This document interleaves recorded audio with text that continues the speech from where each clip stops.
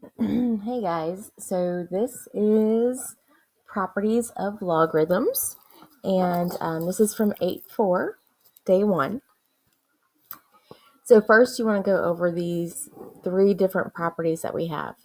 These are reversible, meaning if you have it this way, it can be written this way, and if it's this way, it can be written this way. So if you're multiplying 2 terms together, with respect to logs, they can be separated not as a product, but as 2 separate log terms being added together.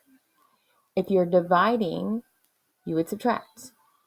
If it's a power, you take that exponent and it comes out front. So then you have x log base b of m. Okay, so you might want to look at these a little bit more before you continue on or whatever. All right, so now looking at example 1, it says state the property or properties used to rewrite each expression. All right, so I'm going to go ahead and leave it so that they both fit on there. So looking at this one, I have log of 6 equals log 2 plus log 3. Well, this plus is your context clue that it is a product property. And so you can just write product and you're good. All right, this one you have log base b of x squared over y. Well, this one has an exponent, so we know it's going to have a power property. And you can see that in play right here, the 2's in front of that log. And we also have a minus sign, which if we look up here, corresponds with a quotient. So this one has power and quotient. Okay, and I think the first 8 to 10 problems are purely identifying the different properties being used. You don't have to do anything else.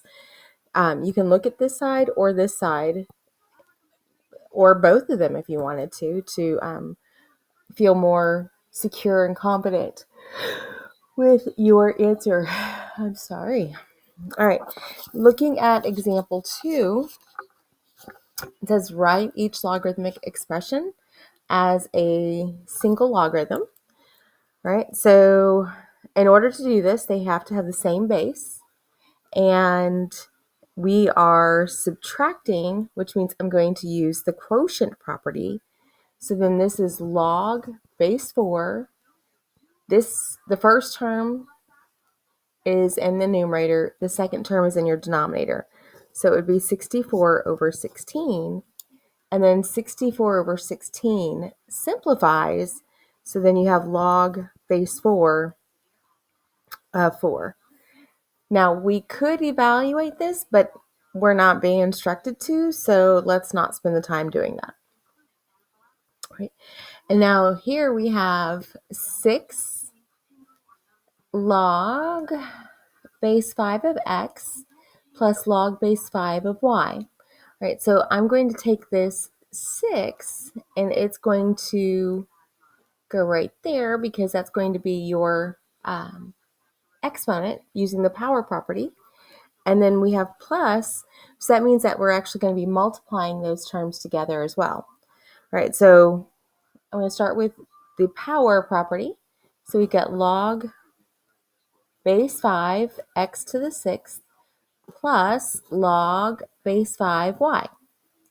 Right, so plus means you're going to be multiplying your 2 terms here. So we've got log base 5 x to the 6th y. And that's it. All right, and now, okay, so we've gone from the longhand to writing it as a condensed form, and now we're going to go from condensed form into the long expanded form. All right, so we have division here, right? So division means that you are going to use that quotient property. So then this is log base 7 of t minus log base 7 of u. And that's it. There's nothing else to it. All right, this one's a little bit more involved. There is not an exponent out here, so that's nice. But this is the same as 4 times p cubed. So the first thing I'm going to do is separate these using the product property. So we've got log of 4, it's a common log of 4 plus the common log of p cubed.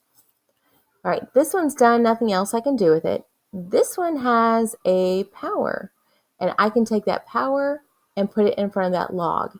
So then you have log of 4 plus log, I said to do it, but I didn't do it. You take that 3 and it brings it out front, so you have 3 log p. And that's it. So like I said, hopefully this isn't too bad. Definitely ask your neighbors if you have questions, and we can talk about things and clear things up on the next day that we're working on this. Okay? Have a good one.